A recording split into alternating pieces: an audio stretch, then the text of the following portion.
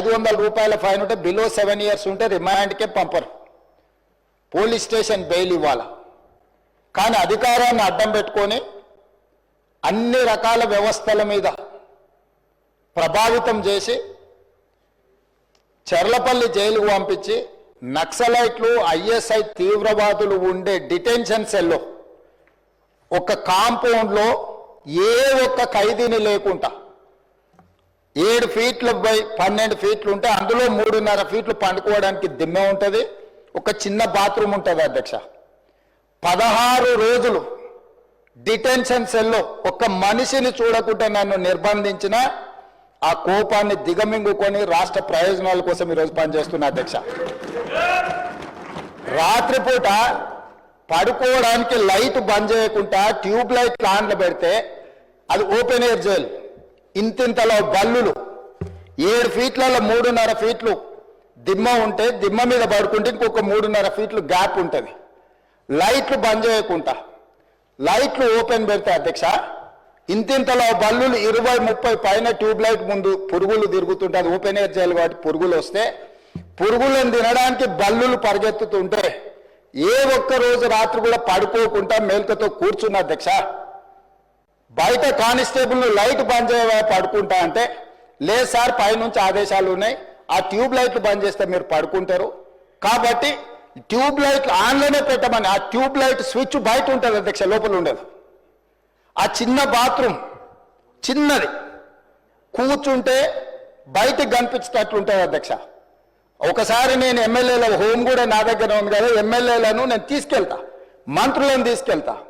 ఏ జైల్లో ISI తీవ్రవాదులను కరడుగట్టిన నక్సలైట్లను బంధిస్తారో parliament సభ్యుని నన్ను 16 రోజులు అందులో బంధిస్తే 16 రోజులు రాత్రిపూట ఏ ఒక్క రోజు పడుకోలేదు అధ్యక్ష. పొద్దున పూట బయటకు వదిలినప్పుడు 6 గంటలకు వచ్చి ఖైదీలను బయటకు వదులుతారు కదా అధ్యక్ష. బయట ఒక చెట్టు ఉంటే 16 రోజులు పొద్దున పూట చెట్టు కింద పడుకున్న అధ్యక్ష. అయినా నేను కోపం ప్రదర్శించలే. ఇవన్నీ కూడా దేవుడు అనేటోడు ఉంటాడు, చూస్తాడు, అంతకు 4 ఇంతలు అనుభవిస్తారని నేను అనుకున్నా. సరిగ్గా నేను ప్రమాణ స్వీకారం చేసే రోజే నా మీద కక్ష సాధించిన వాళ్ళని దేవుడే చూపించి దవాఖానలో షరీక్ చేపించిండు అధ్యక్ష. నేను ఎవరిని ఏం అనాల్సిన పని లేదు. మొదటిసారి నన్ను జైల్లో ఎన్ని రోజులు పెట్టినరో వాళ్ళకి తెలుసు. నా బిడ్డ లగ్గం ఉంటే కూడా లగ్గానికి ఇంటరిం బెయిల్ 2 గంటలు పోయి లగ్గం చూడడానికి కూడా అభ్యంతరం పెట్టి ఢిల్లీ నుంచి న్యాయవాదులను తీసుకొచ్చి ఇక్కడ వాదించి ఆయన బిడ్డ లగ్గపత్రిక రాసుకోవడానికి కూడా వెళ్ళడానికి వీల్లేదు అని చెప్పి కోర్టులో వాదించిన వాదనలు అక్కడ ఉన్నాయి అధ్యక్ష. కోర్టు నాకు కండిషనల్ బెయిల్ ఇచ్చింది అధ్యక్ష. చెర్లపల్లి జైలు నుంచి ఎన్కన్వెన్షన్ ఫంక్షన్ హాల్కి పోయి నా బిడ్డ లగ్గపత్రిక రాసుకొని అక్కడి నుంచి సీదా మళ్ళీ చెర్లపల్లి జైలుకు పోయిన అధ్యక్ష. రాజకీయ కక్ష సాధింపు మీద నాదా? నా బిడ్డ లగ్గానికే పోకుంటే నన్ను అడ్డుకున్నా ఎవరికైనా అధ్యక్ష, మన పిల్లల కంటే మనకేముంటుంది అధ్యక్ష ఈ భూమి మీద? నా బిడ్డ లగ్గానికి లగ్గపత్రిక రాసుకోవడానికి కూడా అడ్డుకుంటే కూడా నేను మిమ్మల్ని ఏమనలే. నేను పార్లమెంట్ సభ్యుడిగా ఉంటే, పార్టీ వర్కింగ్ ప్రెసిడెంట్గా ఉంటే ఎవరో జర్నలిస్టు డ్రోన్ ఎగరేసి వాళ్ళ విలాసవంతమైన బంగ్లాల వివరాలు తీసుకొచ్చి నాకు అందిస్తే వాటిని పత్రికలకు విడుదల చేసిన పాపానికి నన్ను అక్రమ కేసులు పెట్టి అదే చెర్లపల్లి జైల్లో డిటెన్షన్ సెల్లో పెట్టారు అధ్యక్ష. 16 రోజులు నిద్రలేని రాత్రులు గడిపిన పార్లమెంట్ సభ్యుడిగా, పార్టీ వర్కింగ్ ప్రెసిడెంట్గా అయినా నేను కక్ష చూపించలేదు అధ్యక్ష. నిజంగానే నేను కక్ష చూపించదలుచుకుంటే మీ కుటుంబంలో ఒక్కరు కూడా బయట ఉండరు అధ్యక్ష. అందరు చెర్లపల్లినే. నేను ఎలా ఎన్నికల ముందు చెప్పినట్టు మీకు డబుల్ బెడ్రూమ్ ఇల్లు మీరు పేదలకు కట్టియలే, మీ గ్యారంటీ కట్టిస్తే మీ కుటుంబానికి డబుల్ బెడ్రూమ్ ఇల్లు అని చెప్పుంటే అధ్యక్ష. ఎన్నికల హామీలు అమలు చేయలేదంటుంది కదా అధ్యక్ష. ఎన్నికలప్పుడు ఈ హామీ కూడా ఇచ్చిన.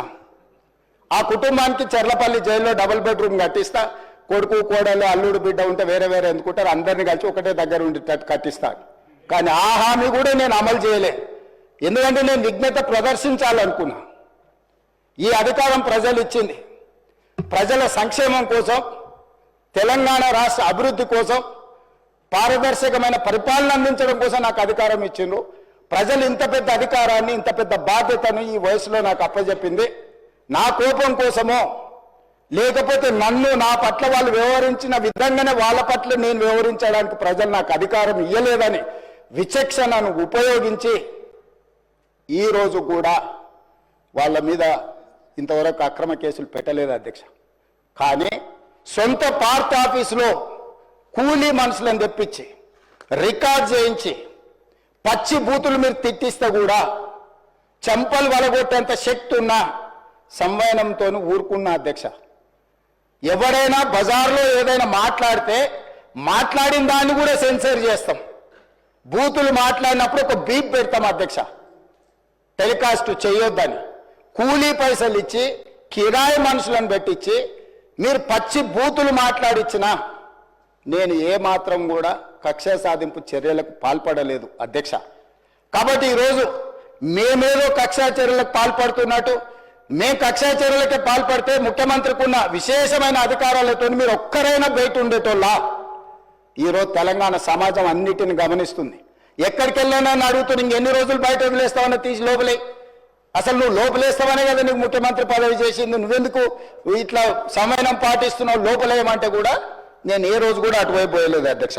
అదేవిధంగా ధనిక రాష్ట్రం, మేము హామీలను అమలు చేసినాం. ఇక మేము సత్యహరిచంద్రుడు కూడా మమ్మల్ని చూసే నేర్చుకోవాలి, ఆయన కూడా మమ్మల్ని ఆదర్శంగా తీసుకోవాలి.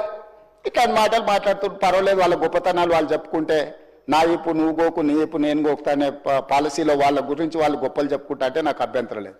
కానీ ఒకటి రెండు విషయాలు, తెలంగాణ సమాజం వ్యవసాయ కూలీలు, వ్యవసాయ రైతులు, వ్యవసాయం మీదనే ఆధారపడ్డ ప్రజలు తెలంగాణలో దాదాపుగా 70% ఉన్నారు. 2014 ఎన్నికలలో ఘనత వహించిన చంద్రశేఖరరావు గారు రైతులకు ఇచ్చిన హామీ ₹1,00,000 రుణమాఫీ చేస్తా అని అధ్యక్ష. ఎన్నికలయ్యి అధికారంలోకి వచ్చిన తర్వాత మొత్తము ఏకదాటిగా ₹1,00,000 మేము రుణమాఫీ చెయ్యము, 4 విడతలుగా చేస్తామన్నారు అధ్యక్ష. ప్రతి సంవత్సరం మేము 25,000 4 విడతలే చేస్తామన్నారు. వీళ్ళు మొదటి 5 సంవత్సరాలు 2014 నుంచి 2018 వరకు ఎన్నికల వరకు వీళ్ళు చేసిన రుణమాఫీ ₹16,143 కోట్ల అధ్యక్ష. ఇందులో 4 విడతలుగా వీళ్ళు రుణమాఫీ చేసినందుకు, 4 సంవత్సరాలు వాయిదాల మీద చేసినందుకు దాదాపుగా మిత్తి కింద ₹2,630 కోట్ల పోయింది అధ్యక్ష. నికరంగా మిగిలింది వీళ్ళు చేసింది మొదటి 5 సంవత్సరాలలో ₹13,514 కోట్ల అధ్యక్ష. మొదటి విడత 5 సంవత్సరాలు కలిపి వారు చేసిన రుణమాఫీ. రెండవ విడత మళ్ళీ చెప్పింది అధ్యక్ష, మొదటిసారి చేయలేకపోయినాం, రెండవసారి గ్యారెంటీగా చేస్తాం, ఈసారి మమ్మల్ని నమ్మండి అన్నారు. సరే, ప్రజలు తెలంగాణ వాళ్ళు మంచోళ్ళు, మొదటిసారి పాపం కొత్తగా వచ్చిన రాష్ట్రం ఇప్పుడిప్పుడే సంసారం మొదలు పెట్టారు, రెండోసారైనా ఇచ్చిన మాట నిలబెట్టుకుంటారు కదా, మొదటిసారి చేసిన తప్పు చేయరని ప్రజలు రెండోసారి కూడా వాళ్ళని కనుకరించారు, వాళ్ళకి అధికారం ఇచ్చింది అధ్యక్ష. రెండోసారి ఏం చేసింది అధ్యక్ష, మొదటిసారైనా 4 సంవత్సరాలు ప్రతి సంవత్సరం కొంత 4 సంవత్సరాలు ఇచ్చింది అధ్యక్ష.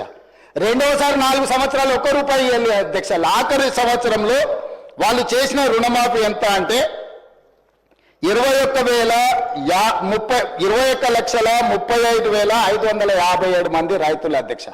రైతుల నెంబర్ మళ్ళొకసారి వినండి అధ్యక్ష, 21,35,557 మంది రైతు కుటుంబాలకు ₹11,909 కోట్ల రుణమాఫీ చేసిండ్రు అధ్యక్ష. ఎప్పుడు? 4వ సంవత్సరంలో. ఈ ₹11,909 కోట్ల రుణమాఫీలో మిత్తి కింద ₹8,515 కోట్ల పోయింది అధ్యక్ష. కొండ నాలుకకు మందేస్తే ఉన్న నాలుక ఊడిపోయిందని వీళ్ళు ₹11,909 కోట్ల రెండో విడత 4 సంవత్సరాల తర్వాత రుణమాఫీ చేస్తే 4 ఏళ్లు వీళ్ళు సున్నా రుణమాఫీ చేసినందుకు మిత్తి కింద ₹8,515 కోట్ల పోయింది అధ్యక్ష. రెండు కలిపి 10 సంవత్సరాల వాళ్ళ పరిపాలనలో 2 సార్లు అధికారాన్ని ప్రజలు వాళ్ళకు అప్పచెప్తే రెండోసారి 3,394 కోట్లు, మొదటిసారి చేసిన రుణమాఫీ 2 కలిపితే 10 సంవత్సరాలలో 16,908 కోట్ల వాళ్ళు రుణమాఫీ చేసిండ్రు అధ్యక్ష. 10 సంవత్సరాలు. మొదటిసారి 1,00,000, రెండోసారి 1,00,000. మొదటిసారి విడతల వారిగా, రెండోసారి 4వ సంవత్సరంలో చేసిన రుణమాఫీ 16,908 కోట్ల అధ్యక్ష వాళ్ళు చేసింది. ఇక నన్ను అడుగుతున్నారు, నువ్వు ఎన్నికలలో హామీ ఇచ్చినావు కదా, నువ్వు చేసినావా చేయలేదని.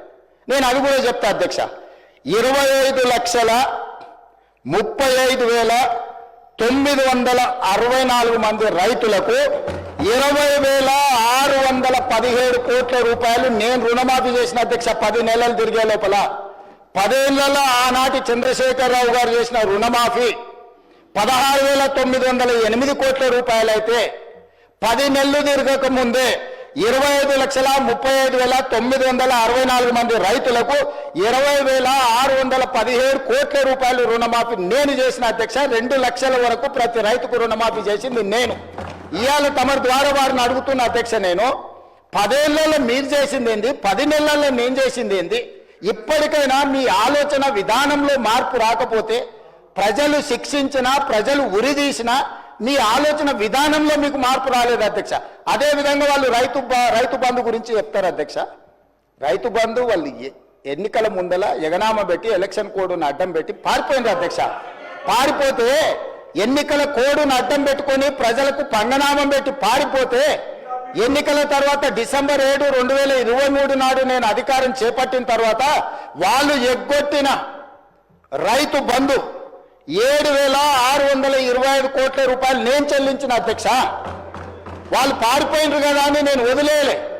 రైతుల పట్ల నాకున్న చిత్తశుద్ధి, వాళ్ళు ఇష్టమని ఎగనామం పెట్టిన రైతు బంధు పథకాన్ని కూడా నేను ముఖ్యమంత్రిగా బాధ్యత చేపట్టిన తర్వాత మా మిత్రుడు బట్టి విక్రమార్క గారు ఆర్థిక మంత్రిగా, అయ్యో రైతులు మనోళ్ళు, దిగిపోయినోడు ఎట్లాగో దిగిపోయిండు, దిగిపోయినోడి మీద మన నెపం నెట్టేసి రైతులకు అన్యాయం చేయొద్దు, ఈ రైతులను ఆదుకోవాలని 7,625 కోట్ల రూపాయలు మొదటి విడత రైతు బంధు పథకాన్ని నేను చెల్లించిన వాళ్ళు పంగనామాలు పెట్టిన రైతు బంధు అధ్యక్ష. రెండోసారి 4,666 కోట్ల 59 లక్షలు ఇప్పుడు నేను రుణమాఫీ, వీళ్ళు సంవత్సరానికి 10,000 అంటే దాన్ని పెంచి సంవత్సరానికి 12,000గా మార్చి వాళ్ళకి ఈరోజు 4,666 కోట్ల 59 లక్షల రూపాయలు ఈ రోజు రైతులకు రైతు భరోసా పథకం కింద నేను చెల్లించిన అధ్యక్ష. టోటల్గా ఇప్పటి వరకు రైతు భరోసా పథకం కింద 12,291 కోట్ల 73 లక్షలు ఈ రోజు నేను రైతులకు రైతు భరోసా పథకం కింద నేను ప్రభుత్వాన్ని ఏర్పాటు చేసిన తర్వాత నేను చెల్లించిన అధ్యక్ష. అదే రకంగా ఆనాడు వరేస్తే ఊరేసుకున్నట్టని వాళ్ళు మాత్రం వరి పండించుకొని ఫామ్ హౌస్లో 150 ఎకరాల కావేరీ సీడ్కు 4,500 రూపాయల క్వింటాల్ అమ్ముకున్నారు అధ్యక్ష. రికార్డు ఉంది. 4,500 అధ్యక్ష. వాళ్ళు పండించిన వడ్ల ఫామ్ హౌస్లో బంగారం పండుతుంది అధ్యక్ష. 4,500 రూపాయలకు క్వింటాలేమో దొరగారి ఒట్లు కొనుక్కుంటారు. పేద రైతు అందించిన రైతులకు మీరు ఒరేసుకుంటే ఊరేసుకున్నట్టే అని చెప్పి వాళ్ళు రైతులను ఉరిదీస్తాం ఒరేసుకుంటా అని చెప్తే, నేను వచ్చిన తర్వాత మా ఉత్తమ్ కుమార్ రెడ్డి గారు నేను కలిసి ఆలోచన చేసి, మీరు వరి పండించండి, చివరి గింజ వరకు కొనుక్కుంటాము, మీరు సన్న ఒట్లు పండిస్తే 500 రూపాయల బోనస్ కూడా ఇస్తాము, కనీసం మద్దతు ధరతో పాటు 500 రూపాయల బోనస్ ఇస్తామని సన్న ఒట్లు పండించిన రైతులకు 1,162 కోట్ల రూపాయలు బోనస్ కింద 500 రూపాయలు ఇచ్చిన చరిత్ర నాది అధ్యక్ష. సంవత్సరం తిరిగే లోపల రైతులకు మేము అందించింది ఇది ఉచిత కరెంటు. ఏం సంబంధం అధ్యక్ష వాళ్ళకు ఉచిత కరెంటు? ఉచిత కరెంటును కనిపెట్టిందే కాంగ్రెస్ పార్టీ. ఈ దేశంలో కరెంటును కనిపెట్టిందే కాంగ్రెస్ పార్టీ. ఈ రాష్ట్రంలో కరెంట్ ఇచ్చిందే కాంగ్రెస్ పార్టీ. ఈ రాష్ట్రంలో రైతాంగానికి ఉచిత కరెంట్ ఇవ్వాలని అన్నదే కాంగ్రెస్ పార్టీ. కనిపెట్టిందే కాంగ్రెస్ పార్టీ. ఉచిత కరెంట్ అనే పేటెంట్ కాంగ్రెస్ పార్టీది. కరెక్ట్. మా రాజ్ ఠాకూర్ చెప్పినట్టు కాంగ్రెస్ అంటేనే కరెంట్, కరెంట్ అంటేనే కాంగ్రెస్. అట్లాంటి కాంగ్రెస్ పార్టీ కరెంటు మీద, ఉచిత కరెంటు మీద 29,14,692 మంది రైతులకు 15,333 కోట్ల రూపాయలు రైతులకు ఉచిత కరెంటు కోసం మా ప్రభుత్వం నిధులు వెచ్చించింది అధ్యక్ష. అదేవిధంగా రైతు బీమా, మీరు అంటున్నారు రైతు బీమా ఈ పథకాన్ని కొనసాగించినాం. 1,555 కోట్ల రూపాయలు 26,620 మంది రైతు కుటుంబాలకు ప్రీమియం చెల్లించి రైతు బీమా పథకాన్ని అమలు చేసినాం అధ్యక్ష. ఇవాళ నేను తమరిని అడుగుతున్నా అధ్యక్ష, మీరు ఎగ్గొట్టిన రైతు బంధు మేమే చెల్లిస్తుమి, మీరు ఎగ్గొట్టిన రైతు రుణమాఫీ మేమే చేస్తుమి, మీరు ఒరేసుకుంటే ఉరేసుకున్నారని మీరు చెబితే కూడా మేము ఆ వరిని ఇవ్వడమే కాకుండా 500 రూపాయల బోనస్ ఇచ్చి కొనుగోలు చేస్తుమి, ఉచిత కరెంటును కొనసాగించి 24 గంటలు ఇచ్చి 1000 కోట్ల రూపాయలు మేమే చెల్లిస్తుమి. ఇవాళ రైతు బీమా పథకాన్ని మేమే చేస్తాం. ఎన్నికల హామీలను ఎక్కడ అమలు చేయలేదు అధ్యక్ష?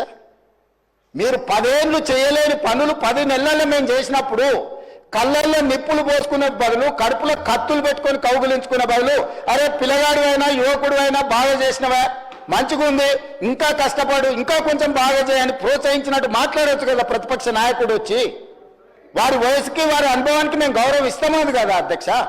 వారు ఒక్క రోజైనా ఒక్క మాట అయినా ఈ ప్రభుత్వం నన్ను అభినందించడం వారికి ఇష్టం లేకపోవచ్చు, ఎందుకంటే వారి కుర్చీని నేను గుంజుకున్నా కాబట్టి వారికి నా మీద కోపం ఉండొచ్చు, తప్పలేదు. కానీ ఈ ప్రభుత్వాన్ని నేను అభినందించాలి కదా అధ్యక్ష. ఇది పక్కన పెడితే వడగండ్ల వానలు గతంలో ఎన్నడూ అకాల వర్షాల వల్ల వడగండ్ల వల్ల పంట నష్టం జరిగితే ఏ రోజు ఇయ్యలే. ఈ రోజు వడగండ్ల వానతోనే అకాల వర్షాలతో పంట నష్టం జరిగితే ప్రాంతాలు పర్యటించి ఎకరాకు 10,000 రూపాయల లాగా పంట నష్టపరిహారం మేము అందించినాం అధ్యక్ష. అట్లా కూడా రైతులను మేము ఆదుకున్నాం. అదేవిధంగా ఇప్పుడు వారు చెప్తున్నారు ధనిక రాష్ట్రం, మీరు దివాలా తీసిన రాష్ట్రం ఎట్లా అంటారని. నేను కొన్ని లెక్కలు చెప్తా అధ్యక్ష. ఈ లెక్కలన్నిటిని విన్న తర్వాత ఈరోజు మనము ఊపర్ శర్వాణి అందరు పరేషాని అనేది ఉందా లేదా అనేది ఈరోజు రాష్ట్ర ప్రజలు ఆలోచన చేస్తారు అధ్యక్ష. 16 మంది ముఖ్యమంత్రులు దాదాపుగా 1956 నుంచి 2014 వరకు 58 దాదాపుగా 60 సంవత్సరాలు లెక్కేసుకొని 16 సార్లు ముఖ్యమంత్రులు చేసిన అప్పు ఎఫ్ఆర్బిఎం రాష్ట్రాలకు 4 రకాల అప్పులు చేయడానికి ఉంటుంది అధ్యక్ష. ప్రత్యక్షంగా రాష్ట్ర ప్రభుత్వం అప్పు చేయడానికి ఎఫ్ఆర్బిఎం అంటారు అధ్యక్ష. అదొక అప్పు. గవర్నమెంట్ గ్యారెంటీ ఇచ్చి స్పెషల్ పర్పస్ వెహికల్స్ కింద వాళ్ళు పెట్టుకున్న కార్పొరేషన్స్ మీద మనం గవర్నమెంట్ గ్యారెంటీ ఇస్తుంది కార్పొరేషన్ పేరు మీద, కానీ చెల్లించేది కూడా మనమే. 3వ రకం అధ్యక్ష, గవర్నమెంట్ గ్యారెంటీ ఇస్తుంది, కార్పొరేషన్స్ తెచ్చుకున్న గ్యారెంటీ ఇచ్చినా ఆ కార్పొరేషన్సే తిరిగి చెల్లించుకుంటాయి. 4వది గవర్నమెంట్ గ్యారెంటీ ఉండదు, వాళ్ళు సొంతంగా చేసుకుంటారు అధ్యక్ష. ఈ 4 రకాల రాష్ట్ర ప్రభుత్వానికి అప్పులు చేసే వెసులుబాటు ఉంటే ఎఫ్ఆర్బిఎం పరిధిలో జూన్ 2, 2014 తెలంగాణ రాష్ట్రం ఏర్పడ్డ రోజు వారికి అప్పచెప్పినప్పుడు తెలంగాణ రాష్ట్రం యొక్క అప్పు 72,658 కోట్ల అధ్యక్ష. ఎఫ్ఆర్బిఎం అప్పు నికరంగా రాష్ట్ర ప్రభుత్వం చేసిన అప్పు. అదేవిధంగా government guaranteed loans raised by SPV but are serviced by government, అంటే ఎస్పీవి మీద లోన్ ఉన్న గవర్నమెంటే కడుతుంది, 11,609 కోట్ల అధ్యక్ష. అదేవిధంగా government guarantee loans which are raised by SPV and served by them, అంటే గవర్నమెంట్ గ్యారంటీ ఇస్తుంది కార్పొరేషన్లకు, తిరిగి కార్పొరేషనే కట్టుకుంటుంది. ఆ పేరు మీద 5,893 కోట్లు. అదేవిధంగా గవర్నమెంట్ గ్యారంటీ లేకుండా వాళ్ళే తెచ్చుకునేటి ఆ రోజు 0, 1 రూపాయి కూడా అప్పు లేదు. ఈ మొత్తం కలిపితే 3 రకాల అప్పులు కలిపినప్పుడు జూన్ 2, 2014 సభ్యులందరూ కూడా వినాలి, 90,161 కోటి అధ్యక్ష. 90,161 కోటి రూపాయల అప్పుతోని ధనిక రాష్ట్రంగా వారికి మేము అప్పచెప్పడం జరిగింది. తెలంగాణ రాష్ట్రం ఇవ్వడమే కాకుండా హైదరాబాద్ రాష్ట్రంతో కూడుకున్న తెలంగాణను మిగులు బడ్జెట్తో కేవలం 90,161 కోట్ల రూపాయల అప్పుతోని వాళ్ళకి రాష్ట్రాన్ని అప్పచెప్పినాం అధ్యక్ష. 10 సంవత్సరాలలో వాళ్ళు చేసింది కూడా చెప్తా అధ్యక్ష. 1/12/2023 7 తారీఖు నాడు నేను బాధ్యత తీసుకున్నా, కానీ లెక్కలు ఆ మంత్ వరకు తీసుకున్నా. 1/12/2023 నాటికి ఎఫ్ఆర్బిఎం అప్పులు 3,87,173 కోట్ల అధ్యక్ష. అంటే 3 లక్షల దాదాపుగా 20,000 కోట్లు ఈ 10 సంవత్సరాలలో వీళ్ళు తీసుకొచ్చారు అధ్యక్ష. అదేవిధంగా government guaranteed loans raise by SPV but service by government 1,27,209 కోట్ల అధ్యక్ష. అదేవిధంగా థర్డ్ కేటగిరీ కింద తెచ్చుకున్న లోన్లు 95,461 కోటి అధ్యక్ష. 4 non guarantee loans which are paid by corporations 59,414 కోట్ల అధ్యక్ష. ఈ 4 కేటగిరీల కింద 1/12/2023 నాడు మాకు అధికారాన్ని అప్పజెప్పేటప్పుడు బట్టి విక్రమార్క గారికి వారు అప్పజెప్పిన అప్పు 6,69,257 కోట్ల రూపాయల అధ్యక్ష. ఇది కాకు 6,69,257 కోట్లు ఇది నికరంగా అప్పులు. ఇది కాకుండా వీళ్ళు ఇచ్చిపోయింది ఏంది అధ్యక్ష? పేమెంట్లు పెండింగ్ అధ్యక్ష. వీళ్ళు మేము అభివృద్ధి చేసినామని ఏదైతే చెప్తుండ్రో వీళ్ళు చేసిన అభివృద్ధి ఏందనంటే మాకు అప్పులను ఇచ్చిపోయినారు అధ్యక్ష. 40,000 కోట్ల రూపాయలు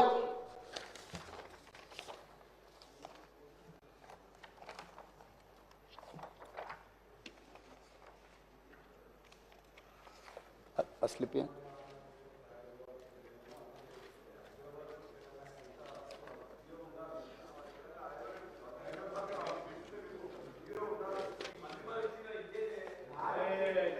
స్పీకర్ సార్ 6,69,257 కోట్లు నికరంగా వీళ్ళు చేసిన 4 రకాల అప్పులు. అదేవిధంగా పెండింగ్ బిల్స్. ఇప్పుడు ఆ సర్పంచులు ఆత్మహత్యలు చేసుకున్నారు కదా అధ్యక్ష ఆ ప్రభుత్వంలో.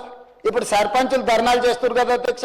ఇట్లాంటి సర్పంచులే కాకుండా ప్రభుత్వ ఉద్యోగులకు ఇవ్వాల్సిన జీతభత్యాలు పెన్షన్లు ఇట్లాంటివి వాళ్ళ రిటైర్మెంట్ బెనిఫిట్స్ 40,154 కోట్ల అధ్యక్ష. ఇవే కాకుండా అదర్ పెండింగ్ బిల్స్ అన్డిక్లేర్డ్ అంటే ఈ రోజు ఉచిత కరెంటు కింద విద్యుత్ శాఖకు అదేవిధంగా సింగరేణి నుంచి బొగ్గు కొనుక్కొని other pending bills discom energy dues Singareni power dues SC and ST సప్లైన్ బ్యాక్లాగ్ పేమెంట్స్ 1,09,740 కోట్ల అధ్యక్ష.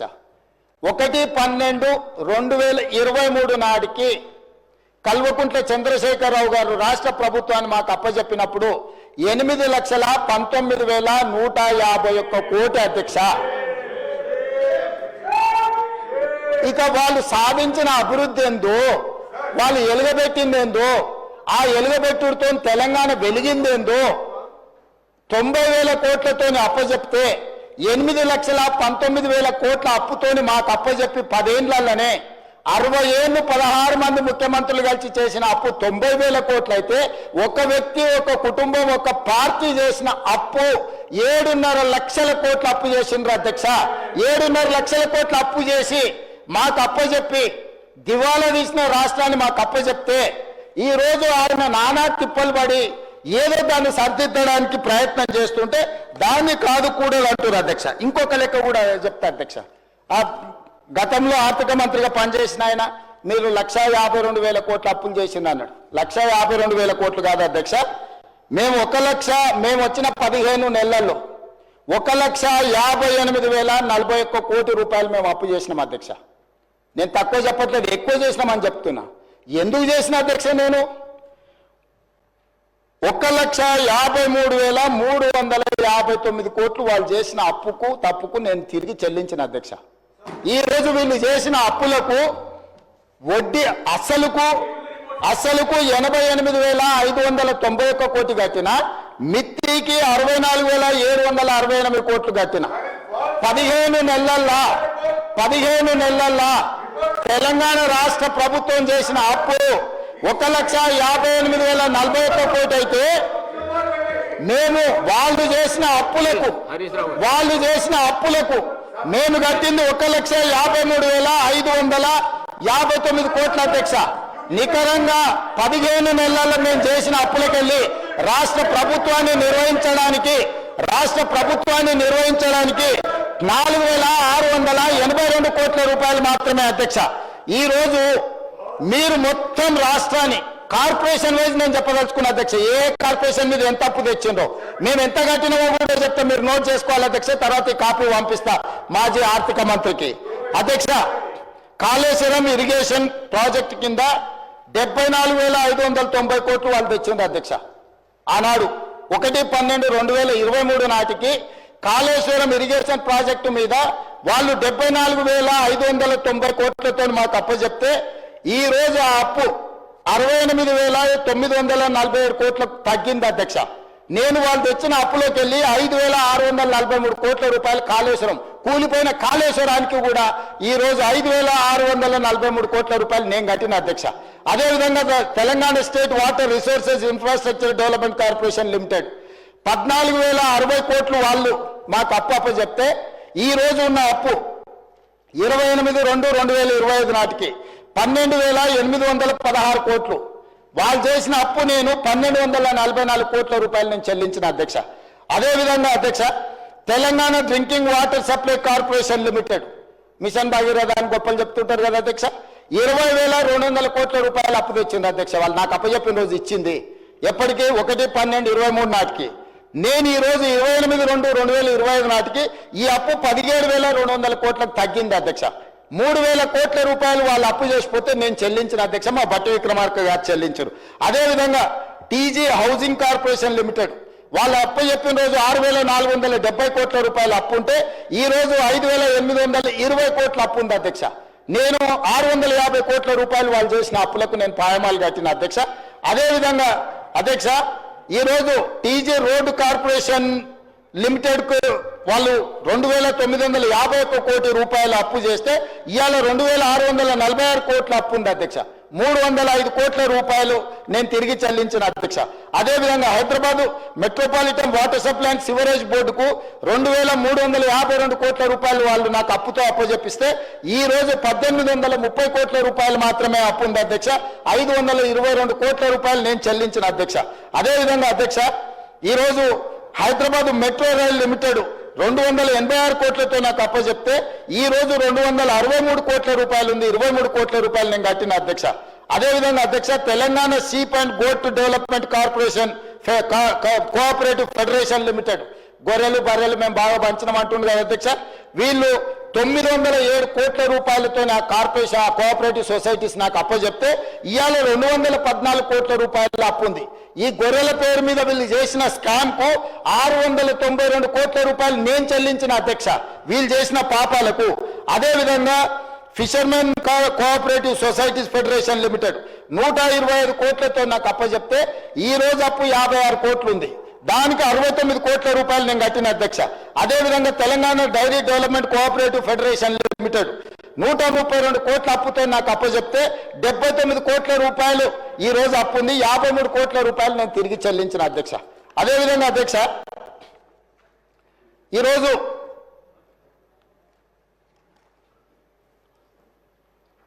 టీజీ పోలీస్ హౌసింగ్ కార్పొరేషన్ అధ్యక్ష 168 కోట్ల రూపాయలతో నాకు అప్పచెప్తే ఈ రోజు ఉన్న అప్పు 37 కోట్లు, అంటే 132 కోట్ల రూపాయలు నేను చెల్లించిన అధ్యక్ష.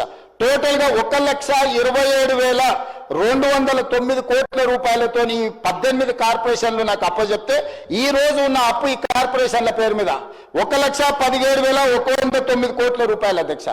ఈ 15 నెలల వీళ్ళు చేసిన అప్పులకు 10,100 కోట్ల రూపాయలు ఈ 18 కార్పొరేషన్లలో కట్టిన అధ్యక్ష. ఇంకా అయిపోలేదు అధ్యక్ష, ఇంకా ఉన్నది. అదేవిధంగా ఏవైతే ఎస్పీ కార్పొరేషన్ చేసే దాంట్లో 28/2/2025 నాటికి ఈ రోజు Telangana state civil supplies corporation అధ్యక్ష పౌర సరఫరాల శాఖ 56,146 కోట్ల రూపాయలతో నాకు అప్పచెప్తే ఈ రోజు మేము ఇన్ని చేస్తే కూడా 57,824 కోట్ల రూపాయలు ఉంది అధ్యక్ష. మేము ఆన్ టైంలో మేము చెల్లించినాం. అదనంగా మేము చేసిన అప్పు 1,728 కోట్ల రూపాయలు అధ్యక్ష. అదేవిధంగా అధ్యక్ష, టీజీ రోడ్ ట్రాన్స్పోర్ట్ కార్పొరేషన్ 1,270 కోట్ల రూపాయలతో నాకు అప్పచెప్తే ఈ రోజు 735 కోట్ల రూపాయలు అప్పు ఉంది అధ్యక్ష.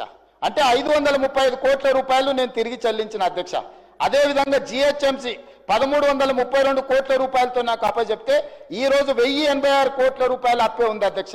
అంటే 246 కోట్ల రూపాయలు జిహెచ్ఎంసీలో వాళ్ళు చేసిన అప్పులకు నేను చెల్లించిన అధ్యక్ష. అదేవిధంగా డైరీ ఇన్ఫ్రాస్ట్రక్చర్ డెవలప్మెంట్ ఫండ్ 103 కోట్లతో నాకు అప్పచెప్తే ఈ రోజు 129 కోట్లు అయింది అధ్యక్ష. 26 కోట్లు మేము ఇక్కడ పెరిగింది అధ్యక్ష. Telangana northern power distribution corporation limited అంటే విద్యుత్ సరఫరా చేసే నార్థన్ కార్పొరేషన్ అధ్యక్ష. నార్థన్ కార్పొరేషన్లో వాళ్ళు ఆ రోజు అప్పచెప్పింది 12,544 కోట్లతో వస్తే ఈ రోజు 17,209 కోట్ల రూపాయలు మేము పెరిగింది అధ్యక్ష. 4,000 మేము అదనంగా అప్పు చేసినాం అధ్యక్ష. టోటల్గా ఈ రోజు మేము చేసిన అప్పులు అని మాట్లాడే దాంట్లో వీళ్ళు అన్ని 95,461 కోట్ల రూపాయలతో మాకు అప్పచెప్తే 1,24,419 కోట్ల రూపాయలు అధ్యక్ష. మేము టోటల్గా ఈ అన్నిటినీ దాదాపు ఈ 14 కార్పొరేషన్ల మీద మేము అదనంగా చేసిన అప్పు 28,957 కోట్ల రూపాయలు అధ్యక్ష. అదేవిధంగా అధ్యక్ష ఎనర్జీలో కూడా సేమ్ దీంట్లో ఇప్పుడు ట్రాన్స్కో కానీ లేకపోతే Telangana state power generation corporation కానీ Telangana state southern power distribution కానీ సింగరేణి కాలరీస్ కానీ అదేవిధంగా జిహెచ్ఎంసీ కానీ వీటన్నిటిని లెక్కేసుకుంటూ వస్తే 59,414 కోట్ల రూపాయలతో వీళ్ళు అప్పచెప్తే ఈరోజు 59,956 కోట్ల రూపాయలు 543 కోట్ల రూపాయలు మాత్రమే 11 కార్పొరేషన్ల మీద అదనంగా ఉంది అధ్యక్ష. మరి మాజీ ఆర్థిక మంత్రి గారు 1,58,000 కోట్ల రూపాయలు మీరు అప్పులు చేసిందని అబద్ధాలు చెప్తుంటే ఏం చెప్పాలి అధ్యక్ష? 1,58,000 కోట్ల రూపాయలు మేము చేసిన అప్పు, మీరు చేసిన అప్పులకు 1,53,000 కోట్ల రూపాయలు చెల్లించాల్సి వచ్చింది. రాబోయే 45 నెలలు, ఇప్పుడు 15 నెలలు అయిపోయింది, 60 నెలలకు మేము ప్రభుత్వాన్ని ఏర్పాటు చేస్తే యావరేజ్గా ప్రతి నెల 10,000 కోట్ల రూపాయలు ఎఫ్ఆర్బిఎం పరిధిలో కానీ కార్పొరేషన్ల పరిధిలో కానీ కార్పొరేషన్లు తిరిగి చెల్లించే పరిధిలో కానీ ఈ 4 రకాల అప్పులల్లా ప్రతి నెల 10,000 కోట్ల రూపాయలు అప్పు తెచ్చి వాళ్ళు చేసిన తప్పులకు పాయమాలు కట్టినాం అధ్యక్ష. ఈ 1,52,000 కాదు, రాబోయే 45 నెలల్లో కూడా వాళ్ళు చేసిన అప్పుల కోసం చెల్లించడానికి ప్రతి నెల 10,000 కోట్ల రూపాయలు యావరేజ్గా అప్పు చేయాలి అధ్యక్ష. 60 నెలలు అంటే 6 లక్షల కోట్ల రూపాయలు ఈ రోజు వాళ్ళు చేసిన అప్పులకు తిరిగి చెల్లించడానికి అప్పులు చేయాల్సిన పరిస్థితి వచ్చింది అధ్యక్ష. అదేవిధంగా ఉద్యోగాల గురించి మాట్లాడుతుంటాడు అధ్యక్ష. మేము ఉద్యోగాలు నియమించినాం, మా మొత్తం నోటిఫికేషన్లన్నీ మేమే ఇచ్చినామని. మీరు నోటిఫికేషన్లు ఎప్పుడెప్పుడు ఇచ్చినో మొత్తం ఉన్నాయి అధ్యక్ష, ఒక 2-3 చెప్తా అధ్యక్ష. ల్యాబ్ టెక్నీషియన్స్ గ్రేడ్ 2 2017లో నోటిఫికేషన్ ఇచ్చింది అధ్యక్ష. ఫిజికల్ ఎడ్యుకేషన్ టీచర్స్ 2017లో నోటిఫికేషన్ ఇచ్చింది అధ్యక్ష. ఫిజియోథెరపిస్టులు 2017లో నోటిఫికేషన్లు ఇచ్చింది అధ్యక్ష. 2017లో నోటిఫికేషన్ ఇచ్చి 2023 వరకు వీళ్ళు నియామకాలు చేపట్టకపోవడం వల్ల 24 శాఖలల్లా వీళ్ళు ఇచ్చిన నోటిఫికేషన్ల నియామకాలు చేపట్టక నోటిఫికేషన్ ఇస్తారు, పరీక్షలు నిర్వహించరు, పరీక్షలు నిర్వహిస్తారు, కోర్టుల కేసులు వేపించి స్టేలు తీసుకొస్తారు. ఈ రకంగా వాళ్ళు, వాళ్ళ కుటుంబం, వాళ్ళ ఉద్యోగాలు ఎన్నికల్లో ప్రజలు తిరస్కరించిన కారుణ్య నియామకాల పేరు మీద ఎమ్మెల్సీలు లేకపోతే ప్లానింగ్ కమిషన్లు వైస్ చైర్మన్లు వాళ్ళ కుటుంబ సభ్యులకు అందరికీ కారుణ్య నియామకాలు చేసుకున్నారు అధ్యక్ష, ప్రజలు తిరస్కరిస్తే కూడా. కానీ నేను వచ్చిన తర్వాత ప్రభుత్వంలో పంచాయతీరాజ్ కావచ్చు, సింగరేణి కావచ్చు, వివిధ శాఖలల్లో 10 ఏళ్ల నుంచి ఎదురు చూసి కారుణ్య నియామకాలు చేపట్టకపోతే కారుణ్య నియామకాలతో పాటు మొత్తం చేపట్టిన నియామకాల పూర్తి వివరాలు నేను చెప్పదలుచుకున్నా అధ్యక్ష. ఈరోజు ఎందుకు అంటే ప్రజల్ని తప్పులో పట్టించి ఉన్నది లేనిది ఉన్నది మీడియా మా చేతులుంది, మేము కొనుక్కున్నాం, మేము పెట్టుబడి పెట్టినాం, మా దగ్గర అన్నున్నాయి కాబట్టి మేము ఏమైనా అబద్ధాలు ప్రచారం చేసుకుంటాం, మా దగ్గర అవినీతి సొమ్ముంది కాబట్టి మేము ఇట్లనే ప్రచారం చేస్తామని బర్తగించి మాట్లాడుతుంటే ఇక ఎక్కడో ఒక దగ్గర నిజాలు చెప్పక పరిస్థితి వచ్చింది అధ్యక్ష. అందుకే ఈరోజు ఉద్యోగ నియామకాలకు సంబంధించి అధ్యక్ష ఈరోజు నేను చెప్పదలుచుకున్నాను అధ్యక్ష డీటెయిల్స్ అన్ని. ఎన్ని ఉద్యోగాలు మేము ఇచ్చినామో నేను సూటిగా ఈ సభ ద్వారా సవాల్ విసురుతున్నా అధ్యక్ష. మేము ఇచ్చిన ఉద్యోగాలు శాఖల వారిగా టోటల్గా నేను చెప్తాను అధ్యక్ష. ఈరోజు వీటన్నిటిని తీసుకొని 25 శాఖలలో నేను చేపట్టిన నియామకాలు అధ్యక్ష. Agriculture and cooperation department 208, animal husbandry dairy development and fisheries department 173, అదేవిధంగా backward classes welfare department 5,764, energy department 850, environment forest science and technology department 23, finance department 308, food and civil supplies department 71, general administration department 5, health medical and family welfare department 7,517, higher education department 2,361, home department 15,526, అదేవిధంగా అధ్యక్ష industries and commerce department 7, irrigation and command area development department 1,235, labour and employment department 128, minorities welfare department 1,584, municipal administration and urban development department 3,148, Panchayat Raj and rural development 1,232, planning department 2, revenue department 3048, schedule caste development department 2562, secondary education department 10,211, transport road and building department 442, tribal welfare department 1413, women, child, disabled and senior citizens department 115, youth advancement, tourism and culture department 13. మొత్తం కలిపి 57,946 ఈ 15 నెలల నా ప్రభుత్వ నియామకాలను చేపట్టింది.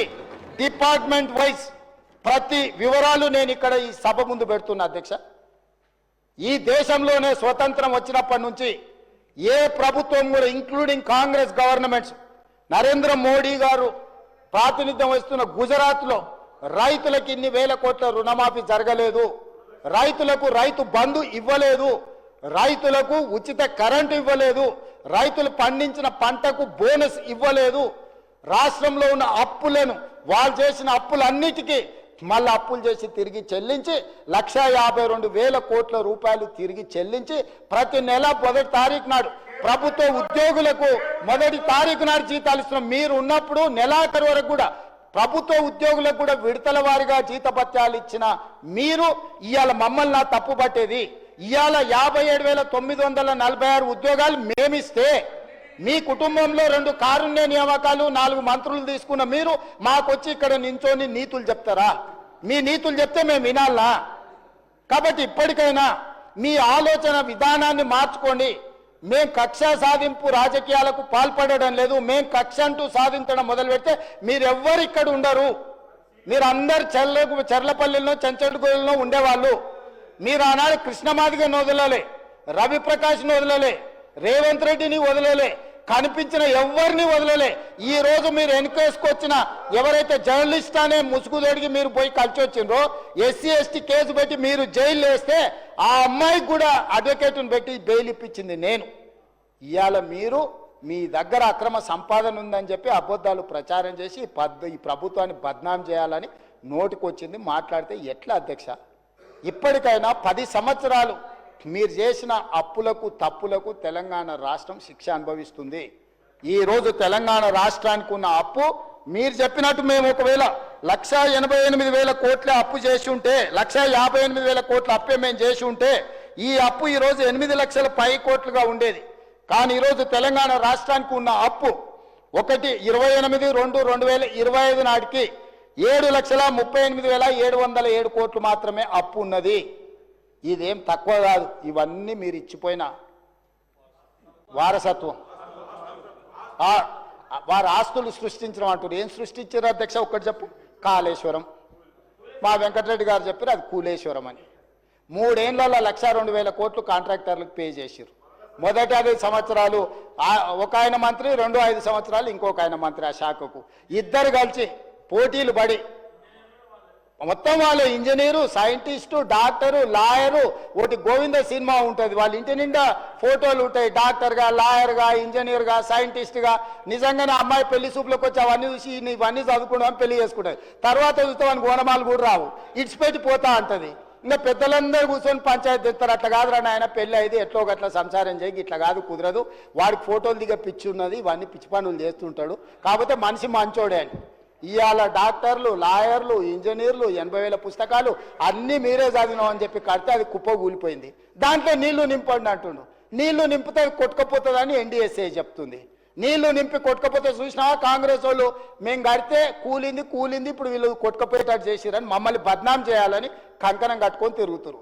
5 మంది retired chief ఇంజనీర్లతో వాళ్ళే committee వేసారు కూలేశ్వరాన్ని ఎక్కడ కట్టాలని. ఈడ కడితే గ్యారంటీగా కూలిపోతుంది, ఇది మాత్రం వద్దని వాళ్ళు వేసుకున్న రిటైర్డ్ తెలంగాణ ఇంజనీర్లు నివేదిక ఇచ్చారు.